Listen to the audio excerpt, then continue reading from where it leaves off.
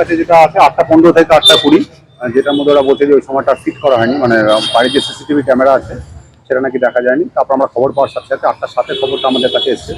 8:20 SDO sir নিজে চলে এসছেন, আমিও নিয়ে চলে এসেছি। পাওয়ার বাটনটা বন্ধ ছিল, পাওয়ার বাটনটা স্টার্ট প্রেস করার সাথে সাথে সবকিছু চালু হয়ে গেছে। আর 8:05 থেকে 8:22 এটা যেটা অভিযোগ করছে এই সময় টিভিটা বন্ধ ছিল। আমরা 7:50 থেকে 7:50 থেকে আমরা 8:30 পর্যন্ত পুরো ফিট করবো। পুরো ওদেরকে আমরা আমাদের যে ডেটা রিট্রিভ করা হচ্ছে পুরো ডেটাটাই আমরা ওদেরকে টিভি না, আমরা টিভিটা এখান থেকে বাইরে থেকে বন্ধ করা হয়েছে। আমাদের কারা করলো সেটা ইনভেস্টিগেশন চলছে, আমরা দেখছি।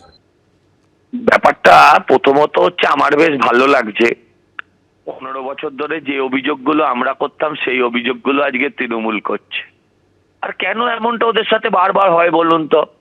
ওদের মুখ্যমন্ত্রীর ভোট গণনা যখন হয় তখন লোডশেডিং হয়ে যায়। ওদের যখন ভোট এই সিসিটিভি দেখতে থাকে, হ্যাঁ, তখন হঠাৎ করে সিসিটিভি বন্ধ হয়ে যায়।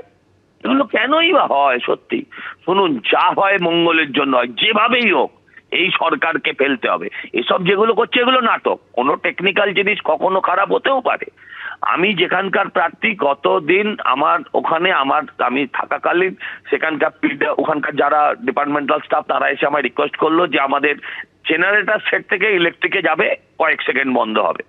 মানতে হলো, এখানে কোনো টেকনিক্যাল প্রবলেম হতে পারে। ওরা সেই সময় পারমিশন নিয়ে স্ট্রং রুমের সামনে পৌঁছতে পারতো, আবেদন করতে পারতো। গ্যালারি শো করে ক্যামেরাম্যান ডেকে এইসব ভাষণবাজি করার তো কোনো দরকার ছিল না। আসলে ওদের পরাজয় নিশ্চিত, যারা এতদিন ইভিএম এ গন্ডগোল করে, ইভিএম এ কারচুপি করে, ওরা তো সব জানে যে কিভাবে কি করেছে। তাই ওরা সেই জায়গাগুলো নিয়ে ভাবছে যে এবার যদি বিজেপি ধরে ফেলে, বিজেপি যদি সেই পাল্টাটা করার দরকার নেই। 92% ভোট দিয়েছে, 91% ভোট দিয়েছে, আর কোনো কিছু করার দরকার নেই। বিসর্জন সুনিশ্চিত করে দিয়েছে। অপেক্ষা করুন, 4 তারিখে বাংলার মানুষ ঢাক ঢোল বাজিয়ে এই সরকারের বিসর্জন দিয়ে আসবে।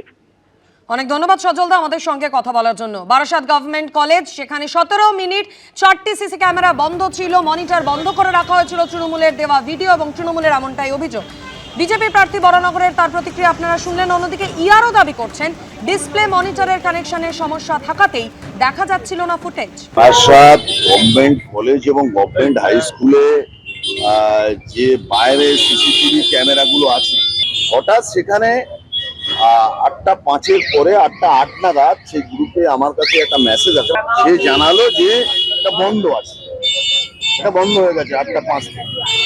দেনান্দার আমি সেটাকে অবজারভারকে জানাই, আরোকে জানাই, ডিএম কে জানাই, এবং আমি সঙ্গে সঙ্গে চলে আসি 8:30 নাগাদ।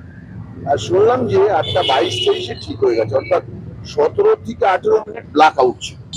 টিভি 24 ঘন্টা খোলা থাকে এবং সেখানে বিভিন্ন ক্যান্ডিডেটের রিপ্রেজেন্টেটিভরা তারা থাকবে। আমরা এখন এটা হলো কেন, ওরা কৈফিয়ত দিচ্ছে ব্যাপারটা কি হলো। এবিপি আনন্দ, এগিয়ে থাকে, এগিয়ে রাখে।